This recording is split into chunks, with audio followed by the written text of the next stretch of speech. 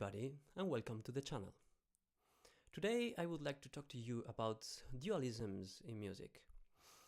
So as you see, music is full of dualisms. It can be slow or fast, it can be really loud or really soft, or it can be full of tension or completely relaxed.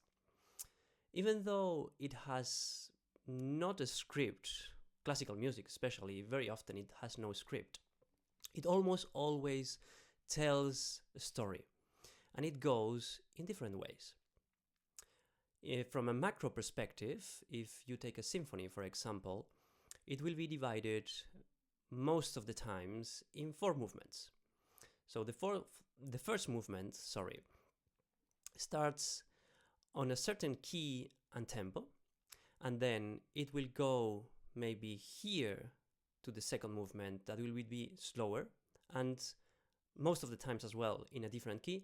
Then it will go up here in terms of tempo, and it will go much faster, and then it will finish on a fourth movement in here, again in the same level as the first movement, in the same tempo and the same key.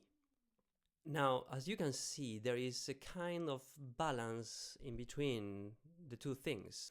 And this balance is very important in music from my point of view.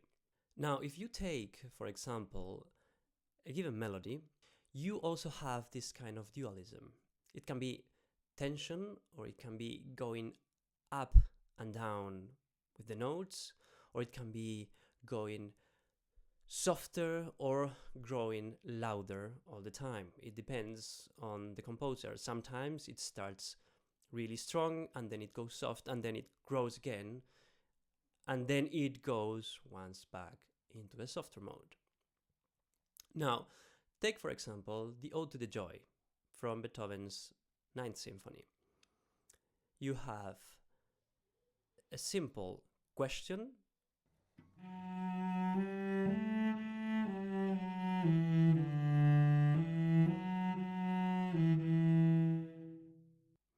and then you have the answer.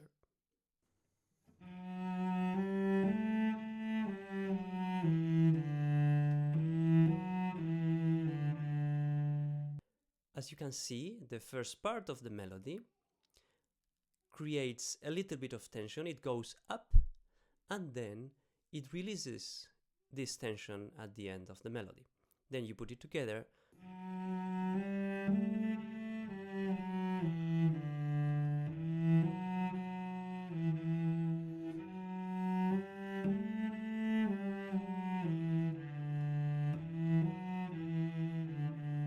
and then you can feel how this tension grows and this tension gets released. So this idea of dualism in music and this balance is extremely important. If the music is too soft for too long, you will stop listening to it. It will become background music, and you will maybe even fall asleep if you are lying on a couch. It will be like when you are at the dentist, or in an airplane, or at the shopping mall. It's not important for you. On the other hand, if the music is too loud for too long, you will have the same effect. You will stop listening to it because you cannot bear it anymore. I have that problem with most of Wagner operas, but don't tell anybody. A few years ago, I used to teach music to adults in a non-conventional way. So I would not teach them music theory, like how to read music or anything like that, but rather how to listen to music in a different way. And my motto could have been, listen to what is underneath. A great melody can only be really great with the accompaniment that goes with it. And that is what makes music really, really powerful. And it goes with all kinds of music. You can imagine a Taylor Swift song. It will be nothing if it has not accompaniment. And you can take also the blues or jazz, or you can take reggae, or you can take any genre that you can think of. The melody, it's what you will listen to first, but it will not be the most important thing in the music. So that's why I bring to you today this excerpt from the fourth movement of Beethoven's Ninth Symphony, which is the Ode to the Joy. So first you will have the cello, which does the melody, and in the symphony it goes also with the double basses. And once the melody is finished, then you will have the cello in here going up one octave. In the middle of the screen you will have the double basses, and then on the left it's the first bassoon that does the counterpoint. Try to listen to all these intricacies that Beethoven creates with the accompaniment, and then you will discover a much deeper way of listening to music. Once this second time is finished, then it will move again, and then you will have the cellos on the right side, which will be your left side, and then you will have the double basses, the bassoon will be in the middle, and then in here you will have the first violins. You will see that with this dualisms idea that I was talking about at the beginning, that the melody is very steady at the beginning with only one instrument, and there is very little growing up with the tension. Then when the bassoon gets there, and then with the double basses also doing the counterpoint, you will feel that everything is mixing up. And it's much more powerful, even though the volume will not be very high.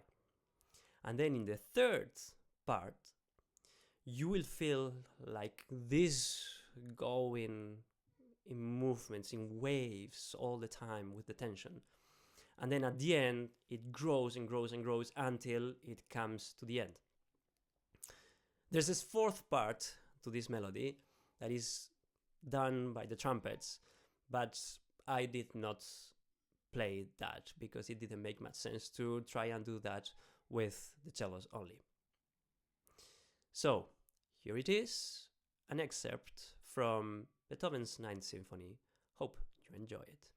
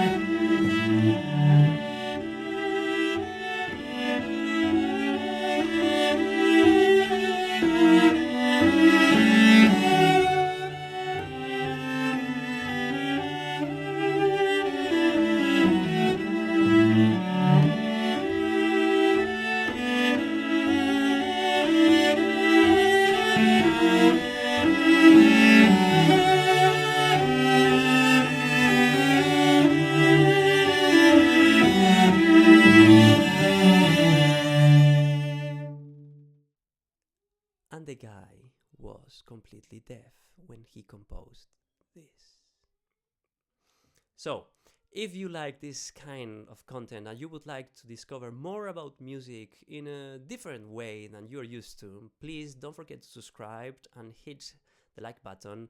And you can also leave a comment and activate the notifications. It would make me very happy. See you next time.